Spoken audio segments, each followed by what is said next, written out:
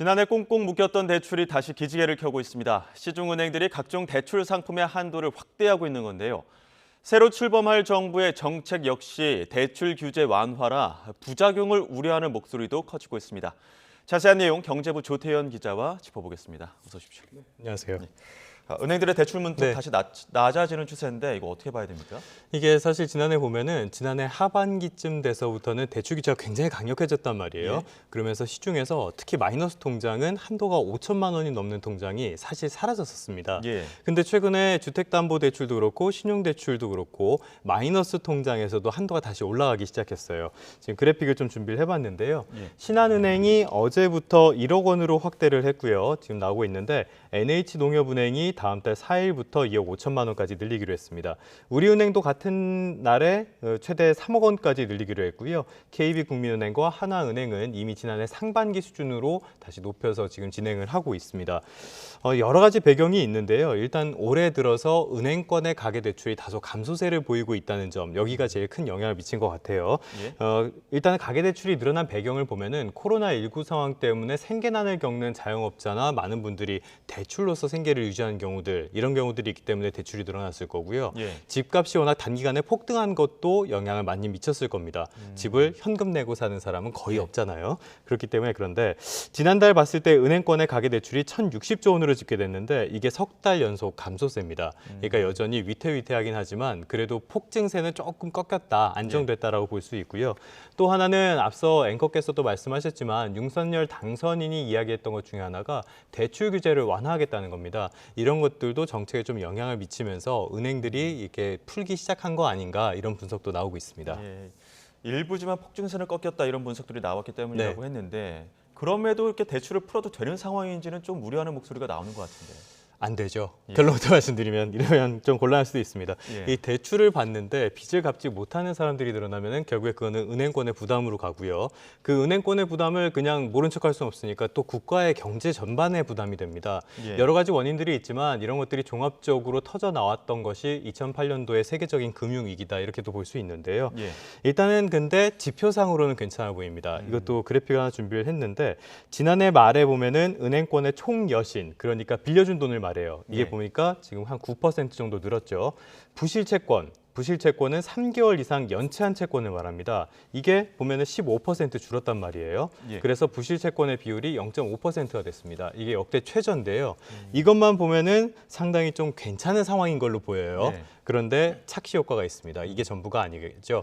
예. 지금 코로나19 피해 기업을 대상으로 대출 만기 연장이나 상환 유예 같은 조치들, 지금 방금 안철수 위원장도 말씀을 하셨는데 그런 조치들이 계속 이어지고 있어요. 근데 이런 것들은 부실 채권에 포함이 되지 않습니다. 그래서 지금 실제로 부실 채권이 얼마나 있는지, 어느 정도 시한폭탄을 우리 경제가 내재하고 있는지는 정확하게 알 수가 없는 상황이에요. 그렇기 때문에 지금 이런 문제를 계속 터지는 걸 미루고 있다고도 볼 수 있는데 아직은 안심할 상황은 아니라고 봐야 될 것 같습니다. 예. 지금 뭐 시중금리도 오르는 추세라고 하는데 이건 어떻습니까? 그러니까 시중금리가 오르면은 아무래도 이렇게 대출 받을 때 아무리 풀어준다고 해도 부담이 많이 될 거 아니에요. 지금 주택담보대출의 상단 금리가 6% 넘었다 이런 소식을 접해보신 적이 있을 겁니다. 굉장히 이게 11년 만이더라고요 보니까. 근데 실제로 상단 금리를 내고 돈을 빌린 사람은 거의 없지만 일단 상징성은 상당히 좀 있다고 볼 수 있습니다. 지금 그래픽 나오고 있는데 이게 오늘 오전에 나온 한국은행 자료인데요. 예. 지난달에 예금은행의 평균 대출 금리가 3.56%로 집계가 됐습니다. 이게 2019년 5월 이후의 최고인데 아무래도 우리의 관심은 가계대출이겠죠. 예. 가계대출만 보면은 3.93%였습니다. 이게 2014년 7월 이후에 가장 높은 수준이에요. 그러니까 한 8년여 이 정도 되죠. 주택담보대출과 신용대출이 모두 높아져서 지금 금리는 계속 좀 오르는 추세라고 볼 수 있겠습니다. 예. 이렇게 계속 시중금리가 오르는 추세, 이 배경은 네. 어디가 있습니까? 일단은 기본적으로는 기준금리를 높였기 때문이라고 볼 수 있겠죠. 네. 지난해 8월에 이제 코로나 사태 이후로 낮췄던 기준금리를 올리는 조치를 하면서 지금까지 3번을 올렸거든요. 예. 말 그대로 시장의 기준이 되는 금리다 보니까 기준금리를 높이면은 당연히 시장 금리가 전반적으로 오르게 되겠죠. 또 하나가 추경입니다. 이 당선인이 대규모 추경을 지금 언급을 하고 있는데요. 예. 지금 5년 동안 확장 재정을 하면서 우리나라가 재정 여력이 많이 줄어든 편이에요. 예. 그러면은 돈이 없는데 돈을 써야 된다. 어떻게 하겠어요? 빌려서 해야죠. 네. 예.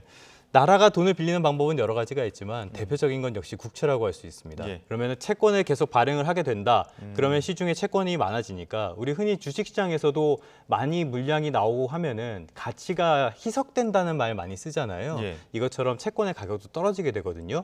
근데 만기에 받을 수 있는 돈은 정해져 있으니까 결국에는 수익률, 금리가 오르게 되는 겁니다. 그래서 채권의 가격과 금리는 반대로 움직인다고 보시면 되는데요. 예. 그래서 결국에는 이렇게 채권을 발행하고자 하는 뜻을 내비친 게 시장에 압력을 줘서 지금 시장 금리가 오르고 있다. 이렇게 이해를 하시면 되겠습니다. 예. 그렇기 때문에 지금 같이 계속 금리가 오른다면은 한계 상황에 처한 대출자들은 굉장히 어려운 상황이 될 거란 말이에요. 예. 그래서 자칫하면은 이게 더 문제가 될 수 있는데 대출을 지난해처럼 너무 과격하게 조이면은 필요한 사람이 대출을 받지 못하는 이런 부작용이 생길 수 있고요. 예. 그렇다고 대출을 무작정 풀어주면은 대출이 어마어마하게 늘어나면 그게 다 시한폭탄 아닙니까? 예. 또는 부동산 가격이 또 다시 급등하게 될 수도 있고요. 그렇기 때문에 이 중간에서 적절한 점을 찾아서 정책을 추진하는 게 굉장히 중요해 보입니다. 뭐 이래도 어렵고 저래도 어렵고 그렇죠. 참 적절한 부분을 찾는 게 참 쉽지 않은 것 같은데 기준금리 오르면서 시중금리 올랐다 이런 분석들도 네. 해주셨는데요. 지금 뭐 한 템포 쉬어갈 것이다 이런 이야기들도 나옵니다만은 전망 어떻습니까? 지금 기준금리 문제는 조금 어렵습니다. 예. 그래서 두 가지 요인이 같이 있기 때문에 어려운데요. 첫 번째로는 기준금리를 올려야 되는 상황. 물가가 올라도 너무 빠르게 오르고 있다는 점이 예. 있습니다. 오늘도 보셨겠지만은 뭐 밀가루 음식도 오른다, 기름값도 올랐다 이런 것도 예. 많이 보시잖아요. 지금 소비자 물가 상승률이 5달 연속으로 3%대를 기록하고 있는데요. 이번 달에는 우크라이나 사태로 유가마저 오르면서 이게 4% 넘는 거 아니냐 이런 전망도 나오고 있습니다. 그런데 이런 상황을 보면은 금리를 올려야 돼요. 그런데 지금 경기 상황을 보면 또 그게 아닙니다. 이 그래픽도 하나 준비를 했는데 기업의 체감 경기를 나타내는 그래픽입니다. 3개월 연속 하락하고 있는 모습이 보이시죠? 예. 여기에 우리나라 하면은 역시 제조업이죠. 예. 제조업 경기는 한 달 만에 7포인트가 급락했습니다. 그래서 지난해 2월 이후에 최저치를 기록했어요. 그래서 우크라이나 사태도 있고 원자재 가격 급등도 있기 때문에 지금 경기로 봤을 때는 또 금리를 낮추거나 동결해야 되는 상황입니다. 그렇기 때문에 굉장히 어려운데 일단은 다음 달 14일에 금융통화위원회가 있으니까 기준금리가 어떻게 될지는 조금 지켜봐야 될 것 같습니다. 예. 한국은행 신임 총재 후보자도 뭐 금리 네. 인상 기조에 대해서 입장을 좀 내놨다고 하는데 어떤 이야기였습니까? 이창용 후보자가 지명이 됐죠. 예. 잘 몰랐는데 사실 이분 굉장히 유명하더라고요. 예. 뭐 한국은행 총재까지 지명되신 분이 능력이야 뭐 워낙 뛰어나신 분 아니겠습니까? 예. 이분이 몇 가지 눈에 띄는 이야기를 하셨는데 일단 지명 소감에서 좀 눈에 띄는 게 있었습니다. 성장과 물가, 금융 안정을 균형 있게 고려하면서 통화 정책을 운영하겠다. 밥 먹으면 배부르다 수준의 이야기죠. 예. 근데 여기서 조금 눈에 띄는 게 맨 앞에 나온 게 성장이라는 점입니다. 예. 그러면은 성장에 조금 더 강조점을 두는 게 아니냐 이런 분석이 나오고 있고요. 어제 귀국길에도 말씀을 하셨는데 미국의 금리 인상과 우크라이나 코로나라는 세 가지 경기의 위험성이 모두 현실화됐다. 그래서 경기가 지금 타격을 받을 수 있는 우려가 있다는 말씀을 하셨습니다. 그래서 전반적으로 경기 상황에 조금 신경을 많이 쓰고 있다. 이런 평가가 나오고요. 이 이창용 후보자에 대해서는 시장에서는 통화정책 완화를 선호하는 비둘기파다. 이런 평가가 나옵니다. 내지는 중도다. 이런 평가가 나오고 말씀드린 것처럼 지금 시장 금리가 빠르게 오르고 있어서 실제 실수요자 대출자들의 타격도 좀 우려되는 부분도 있기 때문에 예. 기준금리 인상의 속도를 다소 조절할 수도 있다. 이런 평가가 나오는데요. 물론 기준금리는 혼자서 결정하는 게 아니기 때문에 상황을 조금 더 지켜봐야 될 것 같습니다. 예, 알겠습니다. 지금까지 조태현 기자와 함께 국내 경제 상황 짚어봤습니다. 오늘 말씀 고맙습니다. 네, 고맙습니다.